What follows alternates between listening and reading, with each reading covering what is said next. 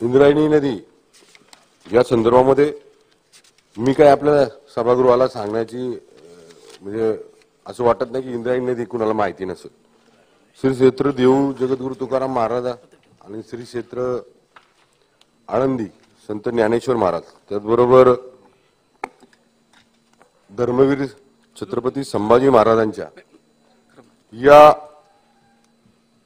तिन्ही महापुरुषांना किंबहुना असं म्हणता येईल की ती आमच्या पश्चिम महाराष्ट्रातली गंगाच आहे।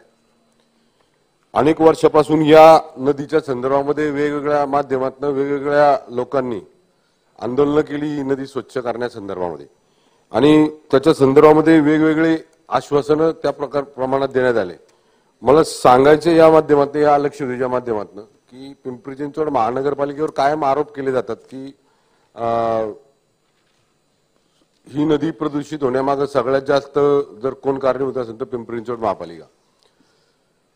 त्यात मी 100% तथ्य असं म्हणणार नाही, पण काही अंशी पिंपरी चिंचवड महापालिकेने त्यात काही सुधारणा केलेल्या आहेत। त्या संदर्भामध्ये आमचं पिंपरी चिंचवडचं प्रशासन असेल, मी या लक्षवेधीच्या माध्यमातून काही ठराविक मुद्द्यांवर म्हणजे ज्या मुद्द्यांवर शासनाने लक्ष द्यावं स्थानिक स्वराज्य संस्थेने लक्ष द्यावं। बऱ्याच दिवसापासून आपण एक इंद्रायणी नदीच्या बाजूला एक फ्लड लाईन केली आहे, ज्या लाईनच्या आतमध्ये जी बांधकाम होत आहेत किंवा ज्या लाईनच्या आतमध्ये ज्यांनी अनधिकृत बांधकाम केले त्यामुळे सगळ्यात जास्त आमच्या इथं म्हणजे जसं आता उत्तरामध्ये आयुक्त साहेबांनी आमच्या पीसीएमसी कडनं उत्तरामध्ये किंवा मंत्री महोदयांकडून आले की काही ठराविक नाले ज्या नाल्यांच्या डायरेक्ट थेट संपर्क नदीमध्ये होतो त्यामुळं ती नदी प्रदूषित होते, हे योग्य आहे।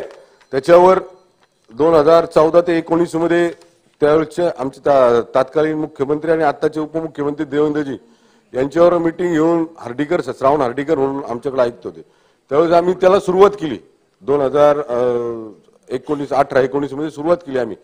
त्या संदर्भामध्ये आम्ही कारवाई म्हणजे एसटीपी बांधण्यासंदर्भात मधली कारवाई असेल किंवा ठराविक त्या ठिकाणचे जे अनधिकृतपणे ज्या या नदीमध्ये ज्यांचं रासायनिक युक्त पाणी जातं त्यांच्यावर कारवाई करण्यास सुरुवात केली होती, पण ती कारवाई थांबली गेली 2019 नंतर।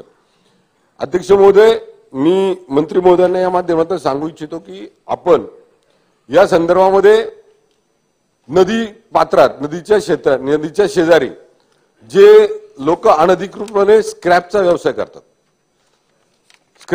करतात जे रात्रीच्या वेळेस त्या त्यांनी आणलेल्या स्क्रॅप मधनं काही प्लास्टिक असेल किंवा जे प्रदूषणाला घातक आहे, जे पर्यावरणाला घातक ज्याच्यामुळे प्रदूषण होतं ज्याच्यामुळे पर्यावरणाला घातक अशी काही रासायनिक द्रव्ये आहेत ती त्या नदीपात्राच्या कडेला येऊन जाळतात आणि नंतर त्याचं जे रासायनिक पाणी आहे ते नदीत सोडून देतात।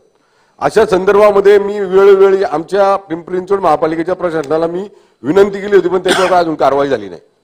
जे अशा प्रकारचे अनधिकृत व्यवसाय नदीच्या पात्रात नदीला लागून किंवा त्या आजूबाजूच्या परिसरामध्ये होत आहेत त्यांच्यावर प्रथमतः कारवाई करणार का, हा माझा पहिला प्रश्न आहे।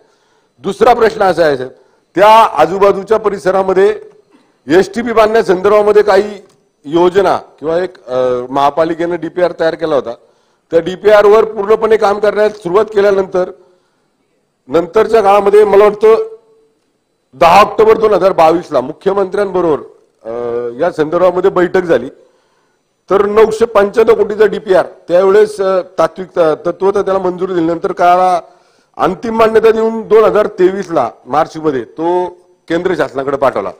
तो जर लवकरात लवकर झाला तर पीएमआरडी, पीसीएमसी आणि आळंदी महानगरपालिका या तिघ मिळून हा याच्यावर काम करतील किंवा एक संबंधित एखादी त्याच्या संदर्भातला जर जॉईंटली मीटिंग घेऊन त्याच्यातले एखादी टीम तयार केली तर त्याच्यावरती काम करेल, त्या संदर्भात शासन लक्ष देणार का, हे हा फार महाराष्ट्राच्या भारताच्या फार अस्मितेचा विषय आहे।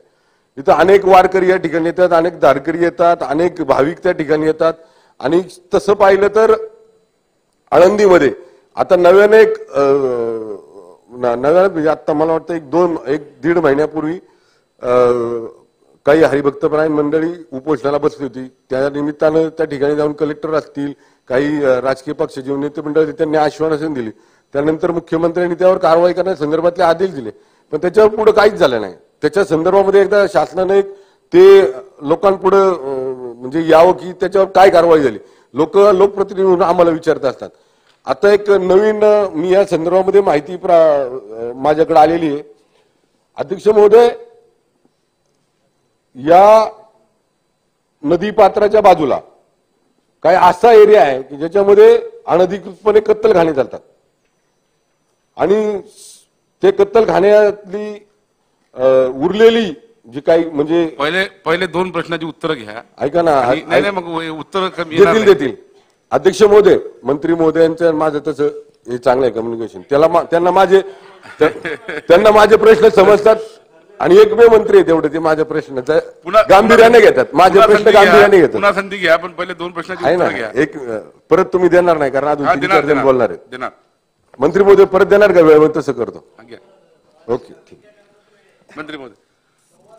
अध्यक्ष महोदय, सन्माननीय सदस्य महेशजीने या ठिकाणी पिंपरी चिंचवडच्या बाबतीत पवना इंद्रायणी नदीच्या बाबतीमध्ये जे काही मुद्दे मांडले त्याच्यामध्ये पहिली त्यांनी जी सूचना केलेली आहे की नदीपात्रामध्ये जी काही अनधिकृत बांधकामं त्या ठिकाणी असतील, अनधिकृत व्यवसाय बांधकाम काढून टाका व्यवसाय जे असतील त्या पद्धतीने त्यांनी जी सूचना केलेली आहे, त्यांनी जे काही तंतोतंत सभागृहामध्ये मांडलेलं आहे ते रेकॉर्डवरचं पाहूनच तात्काळ महानगरपालिकेला निर्देश दिले जातील की त्या पद्धतीनं कारवाई केली पाहिजे. दुसरा मुद्दा जो त्यांनी सांगितलं की पवना इंद्रायणीचा, तर त्याच्यामध्ये त्यांनी सांगितलेली वस्तुस्थिती खरी आहे की त्याचा DPR तयार झालाय, त्याचं काम महानगरपालिका करणार आहे, त्याच्यानंतर प्राधिकरण देखील करणार आहे. पण महानगरपालिका काम किती करणार आहे आणि प्राधिकरण किती करणार आहे याच्या बाबतीत देखील त्यांनी माझं प्रश्न पण त्यांनी विचारलेला आहे आणि उत्तर पण त्यांनी दिलेलं आहे. त्याच्यामुळे त्याची काही चिंता करण्याची आवश्यकता नाही. फक्त माझी त्यांना विनंती अशी होती की भरपूर विचारू नका, माझ्या देखील लक्षात राहिलं पाहिजे.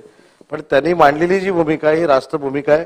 लवकरात लवकर केंद्र शासनाकडे त्या 995 कोटीच्या आराखड्याचा पाठपुरावा केला जाईल. आणि दुसरी अधिकची माहिती मी देतो की सन्माननीय महाराष्ट्र राज्याचे मुख्यमंत्री आदरणीय एकनाथ शिंदे साहेबांनी MIDCच्या बाबतीमध्ये जो विभाग माझ्याकडे आहे त्या संदर्भामध्ये देखील सन्माननीय आमदार मोदयांसमोर एक बैठक घ्यायला मला लावलेली होती. त्याची देखील PMC आम्ही तयार केलेली आहे, तो देखील आराखडा तयार होतोय.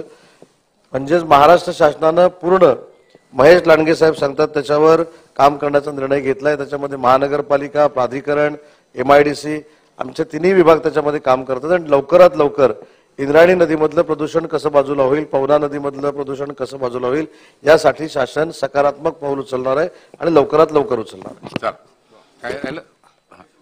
एकच प्रश्न विचारतो अध्यक्ष महोदय.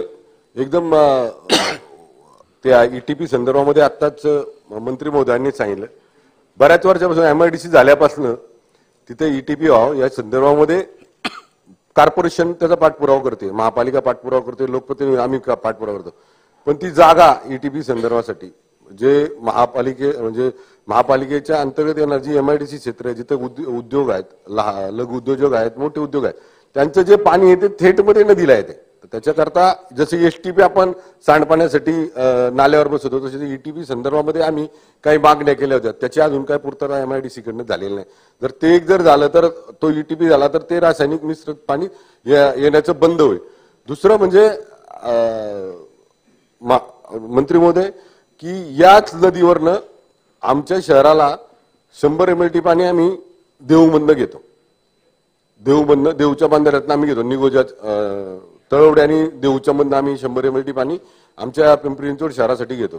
त्याच्या आधी सुद्धा पाणी हे प्रदूषित होतं, म्हणजे पाणी खराब होतं. त्याच्यावर सुद्धा काहीतरी एक तोडगा आपण काढला पाहिजे. हे पहा, मी सांगताना फक्त पिंपरी चिंचवड शहरातल्या नागरिकांचा विचार आहे. इंद्रायणी नदी जिथून चालू होते जिथपर्यंत तिचा जाते तिथपर्यंतच्या आजूबाजूच्या लोकांना या नदीच्या प्रदूषित पाण्यामुळे नुकसान होते हे मान्य करावं लागेल.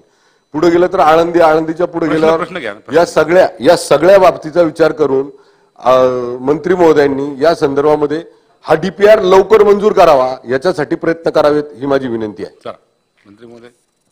अध्यक्ष महोदय, सन्मान्य सदस्यांनी सांगितलेली वस्तुस्थिती खरी आहे. कारण इंद्रायणी नदी लोणावळा, तळेगाव, आळंदी, देहू, कुसगाव, देहू रोड, कामशेत, इंदुरी या गावांमधून जाते. या गावांचा त्याच्यामध्ये समावेश आहे.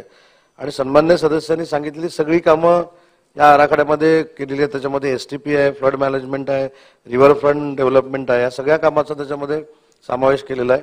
आणि मी सन्मान्य सदस्यांना या उत्तराच्या निमित्तानं आश्वस्त करू इच्छितो की स्वतः महाराष्ट्र राज्याचे मुख्यमंत्री आदरणीय एकनाथ शिंदे साहेबांचे विभागाला निर्देश आहेत, आमच्या उद्योग विभागाला देखील निर्देश आहेत की इंद्रायणी नदी असेल, पवना असेल, याची दूषित जी काही तिथली रचना आहे ही ताबडतोब बदलली गेली पाहिजे, त्याची कामं झाली पाहिजेत. आणि म्हणून सन्मान्य सदस्यांनी जी मागणी केलेली आहे ही रास्त आहे. लवकरात लवकर या संदर्भामध्ये आम्ही कार्यवाही करणार आहोत. नवनवीन आणि ताज्या घडामोडींसाठी महाराष्ट्र जनभूमी न्यूजला सबस्क्राईब करा, त्याचबरोबर बेल आयकॉनवर क्लिक करा आणि मिळवा आमच्या बातम्यांचे नोटिफिकेशन्स.